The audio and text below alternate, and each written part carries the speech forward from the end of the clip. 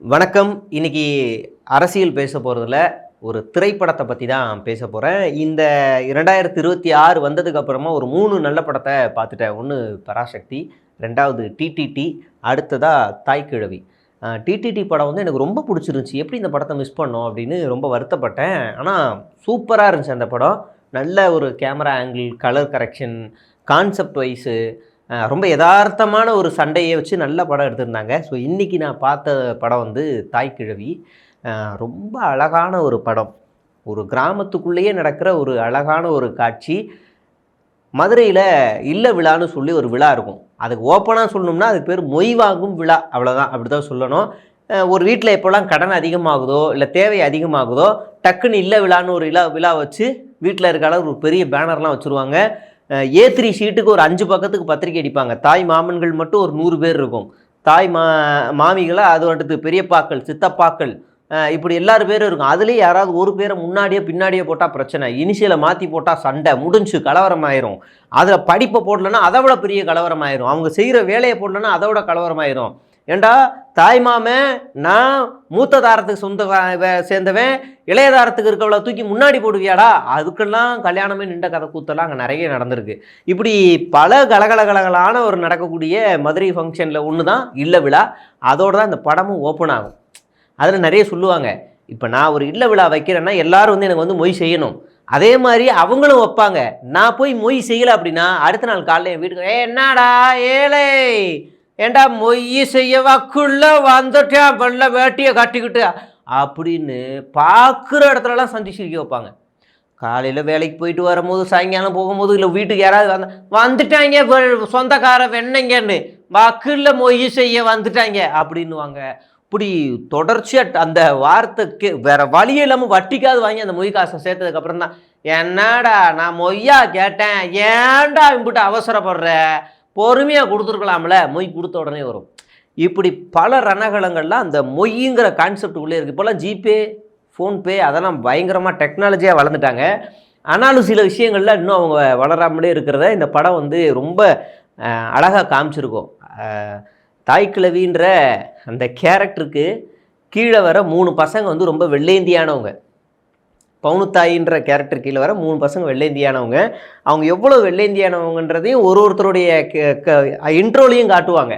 அதில் சிங்கம்புலி அண்ணன் செஞ்ச சேட்டெல்லாம் அதில் என்ன இது என்னதான் பண்ணுறீங்க, நடிக்கிறீங்களா, சிரிச்சுக்கிட்டே இருக்க வேண்டியதாக இருக்குது. கமல்ஹாசனோட படத்தை இப்படி பெருசாக பச்சையை குத்திக்கிட்டு அவர் பண்ணுற அட்டகாசம் இருக்குல்ல, பொட்டை எடுத்து இப்படி வச்சுட்டு அப்படியே நெஞ்சில் அடிச்சுடுறது. எல்லோரும் பார்ப்பாங்க, என்ன இவர் ஆண்டவர் தான்டா என்னங்கடா அப்படின்றது.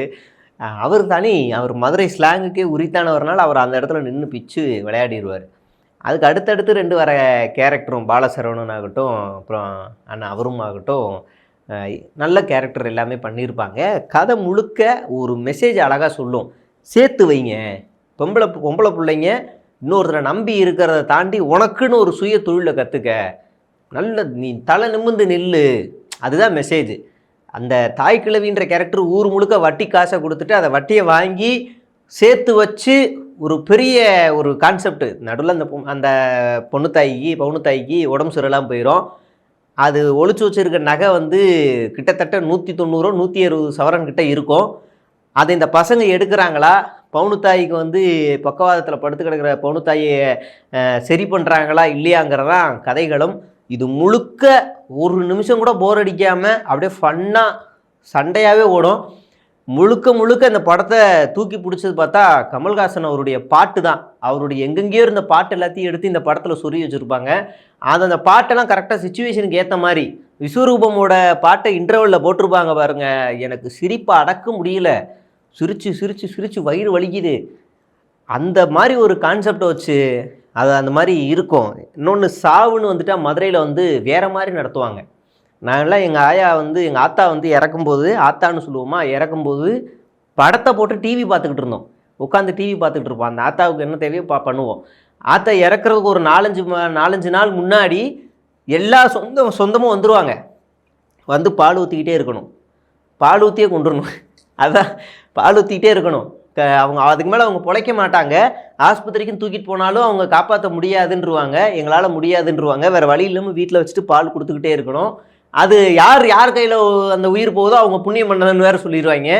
அந்த மாதிரி நிறைய நடக்கும். அதுவும் சாவு வீட்டில் நடக்கிற சண்டை, அப்பா நல்லா வெறுத்துட்டேன். அதுக்காகவே மதுரை பக்கமே போகக்கூடாதுங்கிற அளவுக்கு இருந்தேன். ஆனால் ஒரு மெயினான ஒரு விஷயம் என்னென்னா, இவங்க மதுரை வந்து எப்படின்னா நல்ல காரியத்தில் அடிச்சுப்பாங்க, சாவு விஷயத்தில் நல்லா ஒன்று கூடிய அழுதுருவாங்க. அதுதான் பெரிய ஆச்சரியமாக இருக்கும். கல்யாணமோ இல்லை காது குத்துலாம் பயங்கரமான சண்டை. இவங்களுக்கு கல்யாணத்தை விட காது குத்து தான் பெரிய வேலையாக இருக்கும் மதுரையில். அடித்து நார் அடிச்சிருவாங்க. ஆனால் பார்த்தா திடீர்னு ஊரில் சொந்தத்தில் ஏதாவது ஒரு பெரிய தாத்தாவோ இல்லை ஆத்தாவோ யாராவது ஒருத்தர் இறந்துட்டாங்கன்னா அன்னைக்கு அந்த நாள் எல்லாம் ஒன்றாயிருவாங்க. நான் எங்கள் குடும்பத்தில் எப்படின்னா சண்டை வெட்டு குத்த அளவுக்கு சண்டை. ஐயோ இவங்க கூட இனிமேல் சேரக்கூடாதான்னு பிரிஞ்சாச்சு. கடைசியில் பார்த்தா சாவில் ஒன்று சேர்ந்தாச்சு. என்னடா அதுன்னு அப்படி இருக்குது.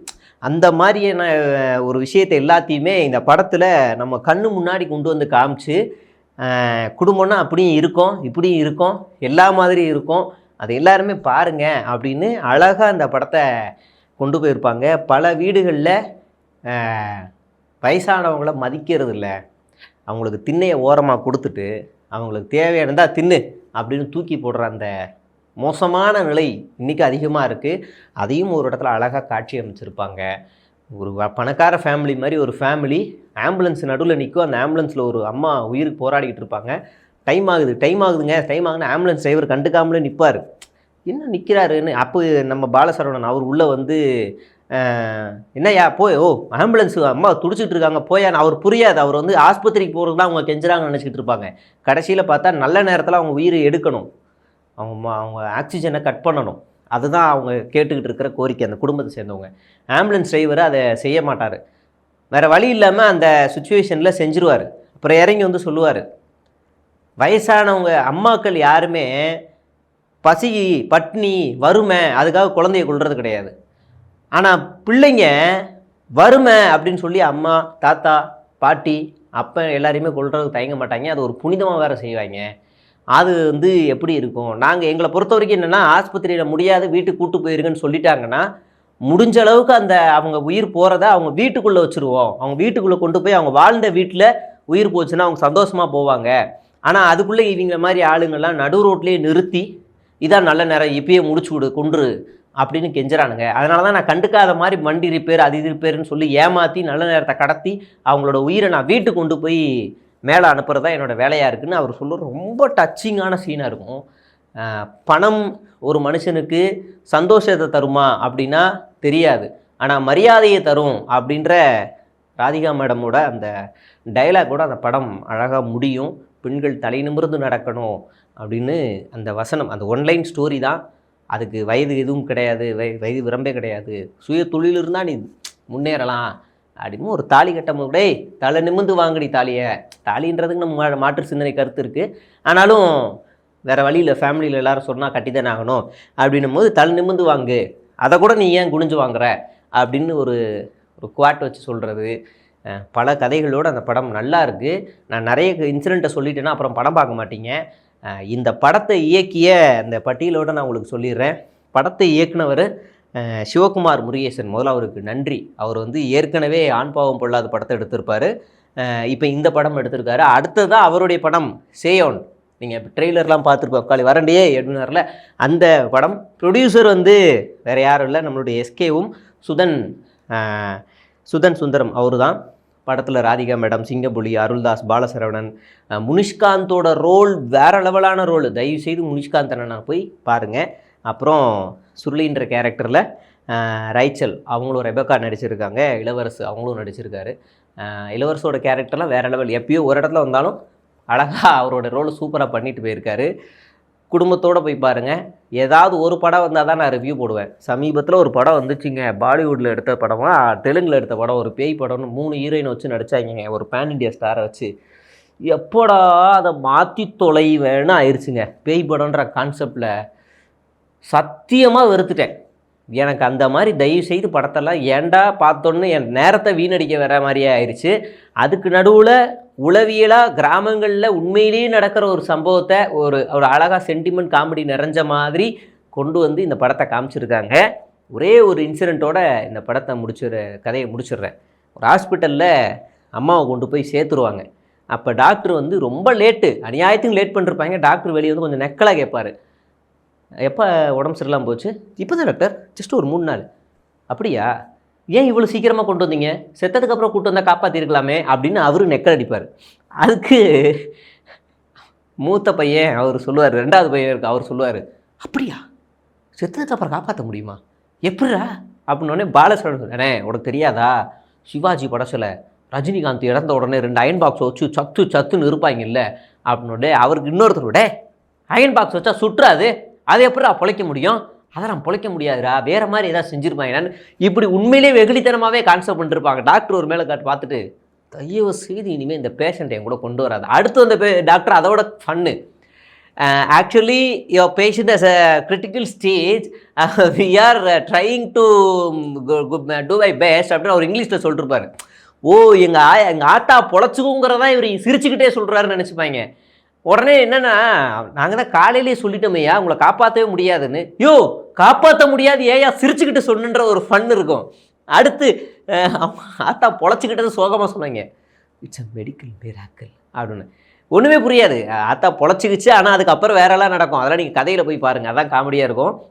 ஏண்டா நீ செத்ததை சோகமாக செத்துருவாங்கன்றத சிரிச்சுக்கிட்டு சொல்கிற, பொழைச்சிருவாங்கன்றதை ஏன்டா இப்படி சொல்கிற அப்படின்னு நிறைய காட்சிகள் இருக்கும். அதை எல்லாமே நீங்கள் வந்து பாருங்கள், சிரிப்புக்கு பஞ்சம் இருக்காது. வீட்டில் இருக்க எல்லாரையுமே கூப்பிட்டு போங்க, தனியாலாம் போய் பார்த்துறாதீங்க. ஃபேமிலி படம் நல்லா பாருங்கள் அப்படிங்கிறது தான். மீண்டும் இதே மாதிரி ஒரு சிறந்த திரைப்படம் வந்துச்சுன்னா அதை பற்றி நம்ம நிச்சயமாக பேசுவோம். நன்றி, வணக்கம்.